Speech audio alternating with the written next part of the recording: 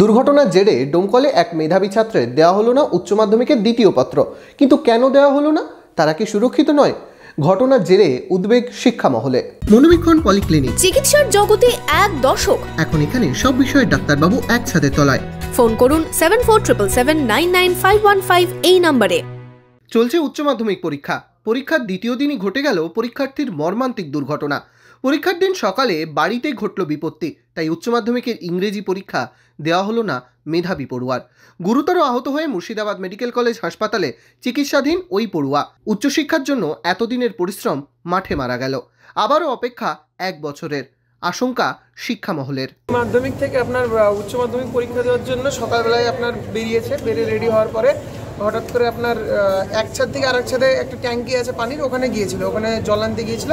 তারপরে হঠাৎ করে ছাদ থেকে পড়ে যাওয়ার পরে আপনার শরীরে কোনো চোট পায়নি, এখন অবধি মাথায় চোটে রক্ত বমি করছে। সেই জন্য তো আপনার এখানে ডোমকল থেকে এখানে রেফার করা হয়েছে। ডোমকলে সম্পূর্ণ ব্যবস্থা করা হয়েছিল পরীক্ষা দেওয়ার। আমাদের হেডমাস্টার সেলিম কাউন্সিলর, উনি আপনার হেড স্যার এবং কাউন্সিলর, উনি সম্পূর্ণ ব্যবস্থা করেছিল পরীক্ষা দেওয়ার জন্য, কিন্তু ওখানে আপনার রাখতে পারলো না, সেজন্য রেফার করেছে এখানে। এখন এই অবস্থা। স্থানীয় সূত্রে খবর, ডোমকলের ভগীরথপুরের বাসিন্দা ওই পরীক্ষার্থী এদিন পরীক্ষা দিতে যাওয়ার আগে বাড়ির ছাদে উঠেছিল জল আনতে। সেখানেই অসাবধানতাবশত পড়ে যায়। তারপরেই গুরুতর আঘাত পায় পরীক্ষার্থী। পরিবারের লোকজন তাকে প্রথমে ডোমকল সুপার স্পেশালিটি হাসপাতালে নিয়ে যায়। অবস্থার অবনতি হয় তাকে মুর্শিদাবাদ মেডিকেল কলেজ হাসপাতালে স্থানান্তরিত করা হয়। যে পরীক্ষার দিনও তাকে, এমন অনেক ছেলে আমি জানি, পরীক্ষার দিনও তাকে বাজার করে নিয়ে আসতে হচ্ছে বা কোনো একটা জিনিস বিক্রি করে আসতে হচ্ছে। তার বাবা হয়তো খেতে চলে গেছে, মানে চাষ করতে চলে গেছে।